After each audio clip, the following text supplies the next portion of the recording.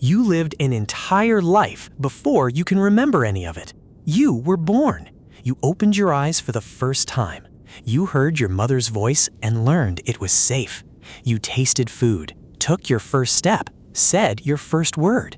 Thousands of days, and you remember none of it. Not one single moment. Think about how strange that is. The most important years of your entire life, the years that literally built your brain, are a total blank. Most people assume the reason is obvious. Your baby brain just wasn't ready to make memories yet. It's a nice, simple answer, but it is wrong. And the truth is far stranger. Because your baby brain wasn't failing to record anything. It was recording everything in astonishing detail. The memories were made, they were stored, and then something came along and quietly destroyed them from the inside. To understand what, we have to start with the man who first noticed the gap.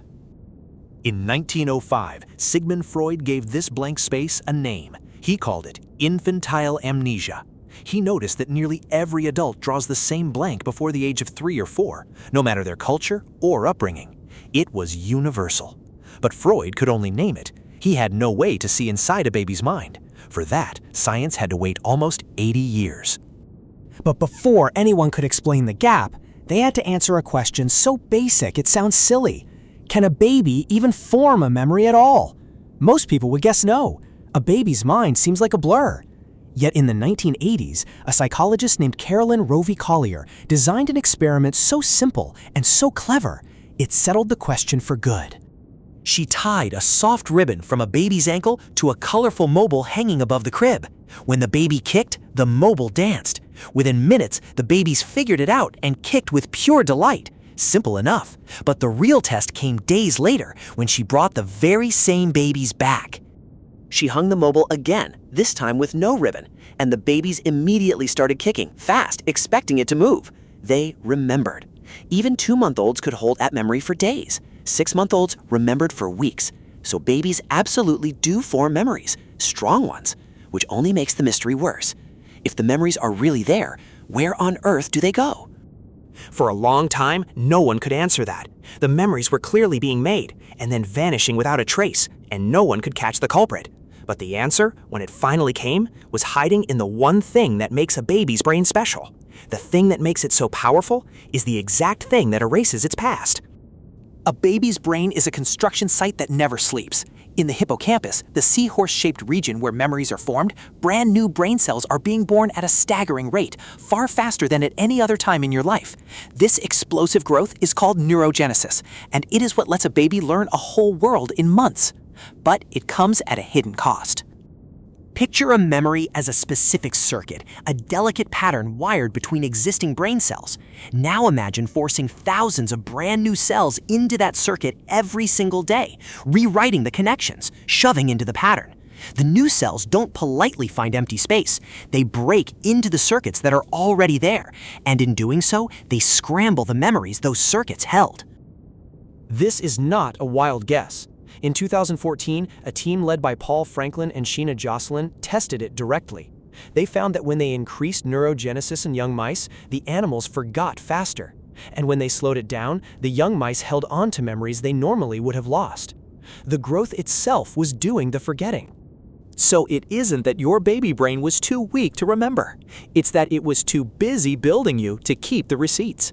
Every new word, every new face, every new rule about how the world works was worth more to a growing brain than the memory of any single afternoon. Learning was survival. The past was expendable. And this trade-off is not a glitch in a few unlucky people. It is in every single one of us. Every human being alive, across every culture and every century, draws the same blank before those first years. Freud saw it in his patients in Vienna. You will find the exact same gap in a child in Tokyo, in Lagos, in a village that never heard his name. A blind spot this universal is not a malfunction. It is a design choice, written into all of us, that becoming someone matters more than remembering how it happened. But here the story takes a genuinely eerie turn, because those lost memories may not be gone at all. When we say a memory is forgotten, we usually imagine it erased, wiped clean. But a growing body of research suggests something stranger. The memory can still be physically there, intact, sealed inside your brain. What's lost is the address. Think of your brain as a library with millions of books and a card catalog that tells you where each one sits. Infantile amnesia may not burn the books, it scrambles the catalog. The stories of your earliest years are still on the shelves, somewhere in the dark. But the index that could find them was overwritten before it was ever finished. You can't recall them because you can't locate them. And we know the books are still down there because scientists have reached in and pulled one back out. In later experiments, researchers labeled the exact brain cells that stored a specific early memory in a young mouse. Then they waited until the mouse had completely forgotten it. When they switched those precise cells back on directly, the memory came flooding back.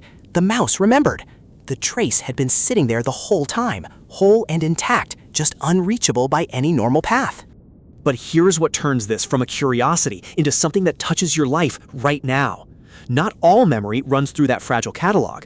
A deeper, older system, built around a small almond-shaped structure called the amygdala, records something else entirely. Not what happened, but how it felt. And that system is quietly running long before you can form a single memory you'll ever recall. So in those blank early years, while the events were being overwritten, the feelings were being carved in deep. Whether the world felt safe or frightening, whether comfort came when you cried or didn't, whether the faces above your crib were warm, you cannot remember any of it. But your body was taking notes the entire time in a language that has no pictures, only weight. This is why a certain smell, a tone of voice, or the light in a particular room can flood you with an emotion you cannot explain. It is rarely random. It can be an echo from the sealed years, an imprint with no image attached to it. Part of who you are, what soothes you, and what puts you on edge was decided in a life you genuinely cannot access. The footage is gone. The mood it left behind is still quietly running the show. And that is the part that should quietly unsettle you. Because those unreachable years were not just any years, they were the ones that shaped you the most. The bond you formed with the people who held you rewired your stress response for life. The language spoken around you built the very structure of your thoughts. You became who you are right there, in the footage you can never watch. There is even a strange clue that memory needs a finished self to hang on to. Real, story-like memories only begin to stick around the age of 3 or 4, right as a child learns to say the word me, and to see itself as a person moving through time. Before you had a self to star in the story, your brain may have had nowhere to file the story at all. So the blank isn't a flaw, it's the price of becoming you. To build a person that fast, the brain had to overwrite its own beginning, again and again, until the foundation disappeared beneath everything it was holding up.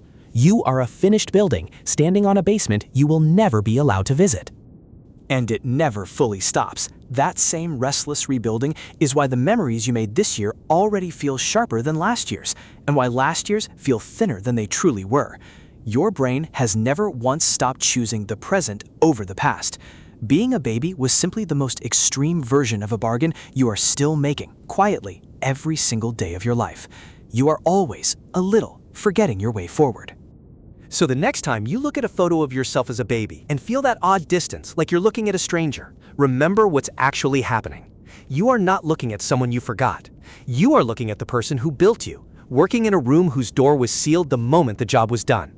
You can't remember being a baby, but every single thing you are is what that baby left behind.